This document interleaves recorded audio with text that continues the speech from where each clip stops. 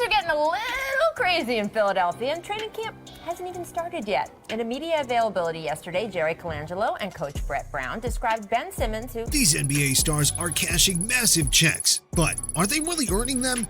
First of all, I'm glad we got the win.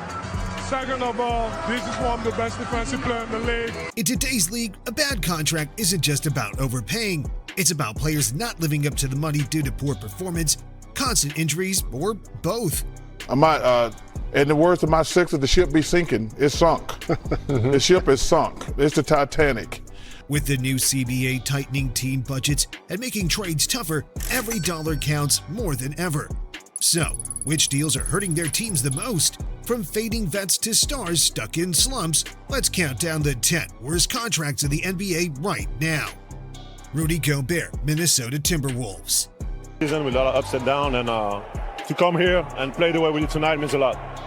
We kick things off with Rudy Gobert, still a dominant figure in the paint, but that contract? Yikes. Gobert is locked in for 3 more years at $109 million, including a player option in 2027-28 worth $38 million when he'll be 35. That's nearly 20% of a team's salary cap for a guy averaging just 10.7 points, 10.3 rebounds, and 1.5 blocks per game. Once known as a defensive juggernaut, Gobert's impact has been slipping and his offensive game has never caught up. Sure, he's been healthy, playing 70-plus games over the past 2 seasons, but durability only goes so far when the production doesn't match the price tag. With limited offensive versatility and declining defensive efficiency, this deal is already looking like an anchor. And let's be real, once that player option hits, who's picking up the phone to trade for him? Not too many. DeAndre Ayton, Portland Trail Blazers. They made the right decision. I mean, honestly, Chauncey deserved it. I'm just glad they finally took care of his mental stamina. Coming in at number 9 is DeAndre Ayton, a player who looks like a star on paper but plays like he's hitting snooze on the court. He's owed $69.6 million over the next 3 years, and based on his current production, he's overvalued by nearly $47 million.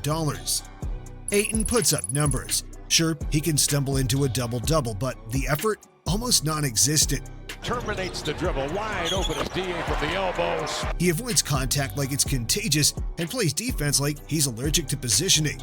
Despite his size and skill, he's become a below-average starter. Portland's already testing the waters for a trade, especially with a crowded front court featuring Klingon and Robert Williams III. The worst part?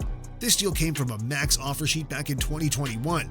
Ayton still has potential, no doubt, but at this price, potential doesn't cut it. Jamal Murray, Denver Nuggets. On to overtime. Jokic a screen, Murray to try to break the tie.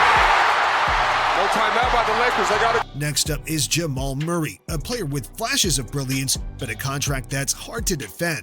The Nuggets locked him in on a 5-year, $243.9 million deal, even though his expected value is around $181.9 million, a $62 million gap that's tough to ignore. Denver didn't have much of a choice. Letting him walk wasn't realistic, but this was a bet on potential, not performance.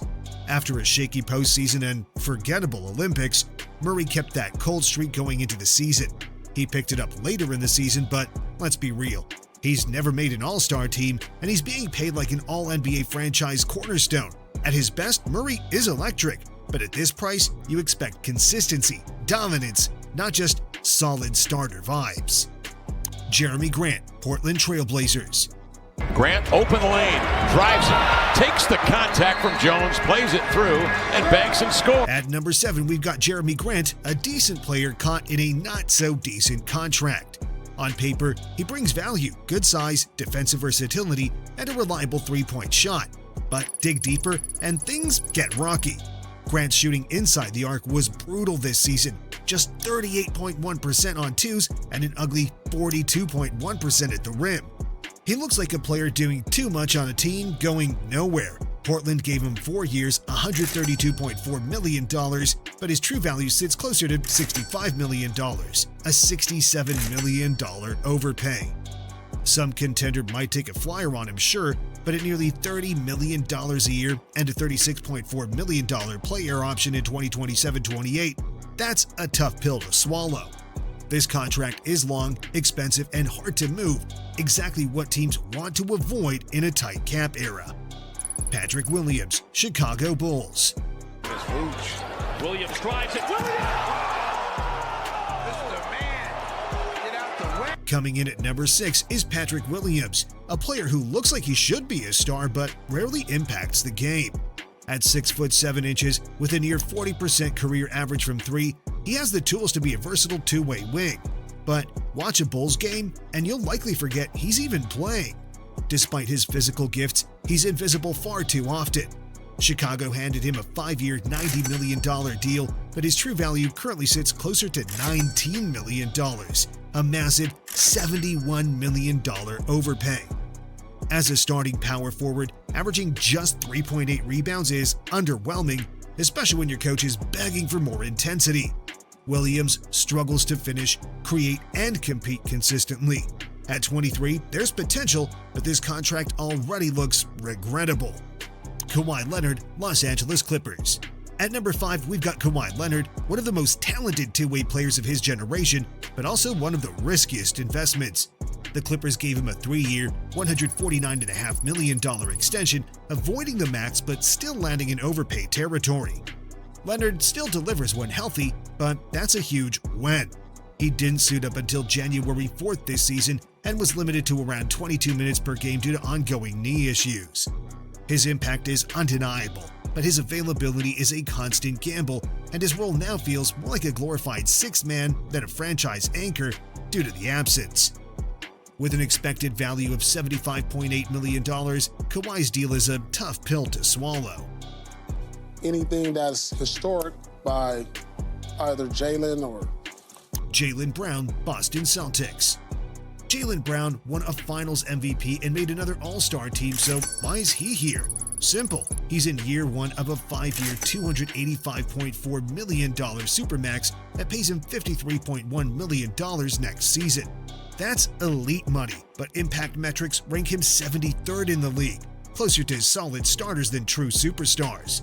He's still a strong scorer at 23 PPG, but his three-point shooting dipped to 32%, and his defense, while good, has slipped from all defensive levels.